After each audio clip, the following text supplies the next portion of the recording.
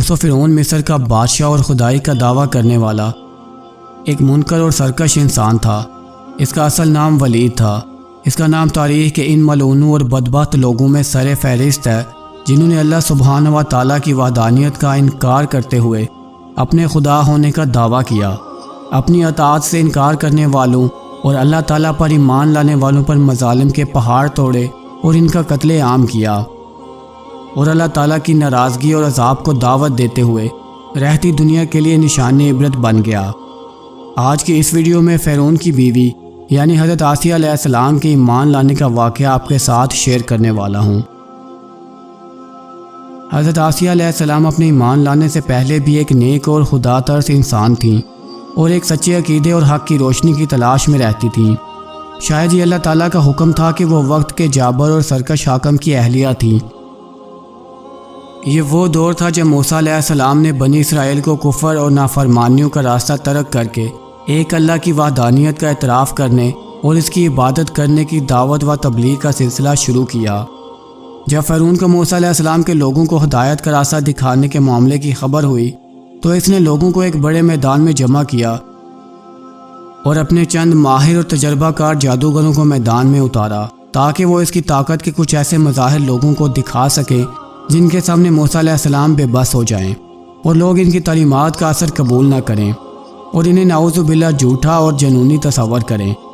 جادوگروں نے کچھ رسیاں زمین پر پھینکیں جو جادو کے زور سے سانپ بن گئیں، جو زمین پر پھن پھیلا کر چلنے لگیں اور لوگوں میں خوف و دہشت پھیلانے لگیں۔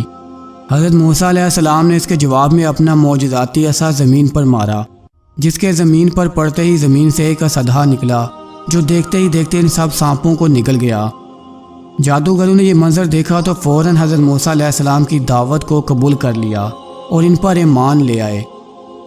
فرعون کو جب اس بات کی خبر ہوئی تو وہ توبہ طائب ہو کر ایمان لانے کی بجائے مزید سرکشی اور غیظ و غضب میں مبتلا ہو گیا، اور حضرت موسیٰ علیہ السلام اور ان کے راستے پر چلنے والوں پر زمین مزید تنگ کرنے لگا۔ ادھر فرعون کی بیوی حضرت آسیہ علیہ السلام کو جب اس ایمان افروز واقعے کی خبر ہوئی تو انہوں نے حضرت موسیٰ علیہ السلام کی تعلیمات کی حقانیت کو پا لیا اور فوری طور پر آپ پر ایمان لے آئی، لیکن انہیں معلوم نہ تھا کہ حق اور ایمان کے راستے پر چلنا اس ملک کے کسی بھی کونے میں آسان نہیں تھا، اور پھر وہ تو خود فرعون کے اپنے گھر میں مقیم تھیں، اس لیے انہیں اپنے خاوند سے اپنے ایمان لانے کا ذکر چھپانا پڑا۔ ایک روز یوں ہوا کہ فرعون کی بیٹی کی خادمہ اس کے بالوں میں کنگھی کر رہی تھی کہ یکا کنگھی اس کے ہاتھ سے زمین پر گر گئی اور اس کے منہ سے نکلا بسم اللہ۔ اس فرعون کی بیٹی نے اپنی خادمہ سے پوچھا، کیا میرا باپ فرعون خدا نہیں ہے؟ خادمہ نے جواب دیا، نہیں، تیرا باپ خدا نہیں ہے، بلکہ خدا تو اللہ سبحانہ و تعالیٰ ہے جو میرا، تیرا اور تیرے باپ کا اور سب کا خدا ہے۔ فرعون کی بیٹی نے پھر پوچھا کہ کیا یہ بات میں اپنے باپ کو بتاؤں؟ خادمہ نے جواب دیا، ہاں بتا دے۔ فرعون کو جب اس بات کا پتہ چلا تو اس نے خادمہ کو بلوا بھیجا۔ جب وہ عورت بادشاہ کے سامنے پیش ہوئی تو بادشاہ فرعون نے پوچھا، بتا کیا میں خدا نہیں ہوں؟ اس پر خادمہ نے جواب دیا کہ نہیں، خدا تو نہیں بلکہ میرا رب اللہ تعالیٰ ہے۔ فرعون نے بار بار یہ سوال دہرایا مگر خادمہ نے ہر بار یہی جواب دیا۔ فرعون ایک بار پھر آگ بگولا ہو گیا اور اس نے اپنے خادموں کو حکم دیا کہ ایک تانبے کا بڑا برتن لے کر آؤ اور اس میں تیل ڈال کر اسے خوب گرم کرو حتیٰ کہ وہ تیل کھولنا شروع ہو جائے، اور اس عورت کے بیٹوں کو اس کے سامنے ایک ایک کر کے اس تیل میں ڈال دو تاکہ وہ جل کر بھسم ہو جائیں۔ حکم کی تعمیل ہوئی۔ جلد ہی بڑے برتن میں ڈالا گیا تیل آگ کی تپش کے باعث کھول رہا تھا۔ خادمہ کے بیٹوں کو ایک ایک کر کے کھولتے تیل میں ڈال دیا گیا۔ اس کے بیٹے اس کھولتے ہوئے تیل میں گرتے ہی جل کر راکھ ہو جاتے تھے۔ فرعون کے خادموں نے اس عورت کے سب بیٹوں کو اپنی ماں کی آنکھوں کے سامنے جلا ڈالا۔ ایک ماں جو اپنے بچوں کو معمولی سی تکلیف پہنچانا بھی برداشت نہیں کرتی تھی، اپنی آنکھوں کے سامنے انہیں جل کر راکھ ہوتا دیکھ رہی تھی۔ یہ منظر اس کے لیے کتنا ہی تکلیف دہ ہوگا۔ اب خادموں نے اس عورت سے وہ آخری بچہ بھی چھیننے کی کوشش کی جو شیر خوار تھا اور اس کی گود میں تھا۔ اس پر اس خادمہ کی ممتا تڑپ اٹھی اور وہ چیختے چلاتے ہوئے فریاد کرنے لگی کہ تم نے میرے سب بیٹوں کو تو مار ڈالا، اس معصوم شیر خوار بچے کو تو اتنا بے دردی سے مت مارو۔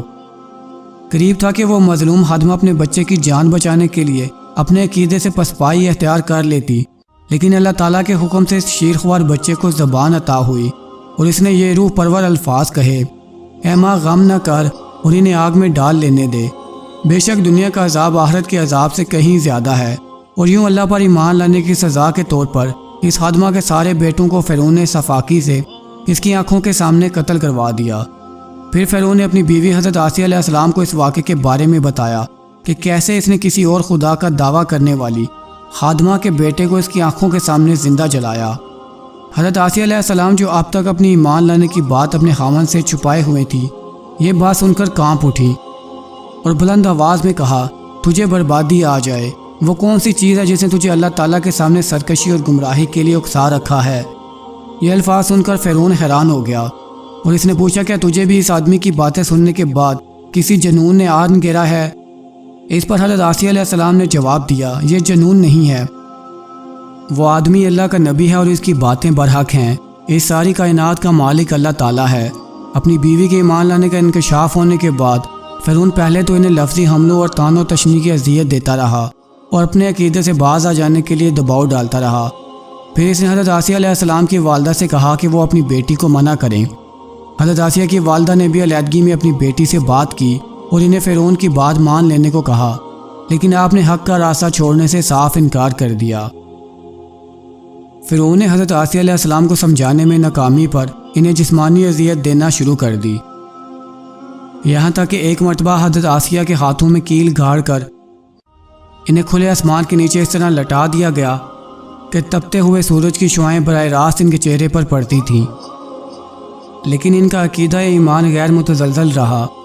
حضرت آسیہ علیہ السلام نے اللہ تعالیٰ سے دعا کی، اے اللہ مجھے فرعون کے ظلم سے نجات دلا اور مجھے اپنے قریب کوئی گھر عطا کر اور مجھے بخش دے۔ اپنے ہر حربے میں ناکامی دیکھنے کے بعد فرعون نے اپنے پیروکاروں کو حکم دیا کہ وہ ایک بڑی چٹان کا بندوبست کریں اور آسیہ سے آخری بار پوچھیں کیا وہ اپنا عقیدہ چھوڑنے کو تیار ہے۔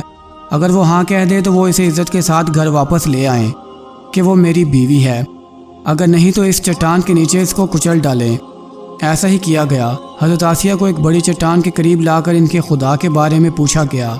حضرت آسیہ علیہ السلام نے نگاہیں اٹھا کر آسمان کی جانب دیکھا۔ انہیں دور آسمان پر ایک موتی جگمگاتا ہوا دکھائی دیا اور انہیں اطمینان مل گیا۔ انہوں نے ایک مرتبہ پھر اللہ سبحانہ تعالیٰ کی کبریائی بیان کی اور اللہ تعالیٰ کے حکم سے ان کی روح قبض کر لی گئی اور خادموں نے ایک بے جان جسم پر ایک بھاری بھرکم چٹان گرا دی۔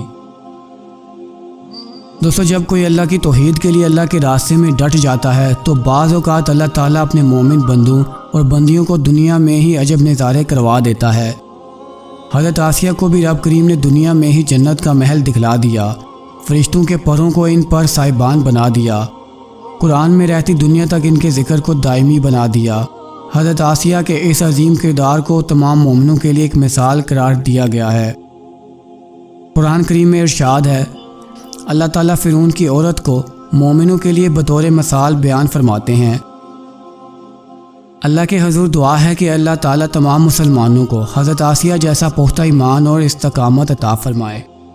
ویڈیو اچھی لگی ہو تو لائک کر دیں، چینل کو سبسکرائب کر دیں اور ساتھ بنے بیل آئیکن کو پریس کر دیں۔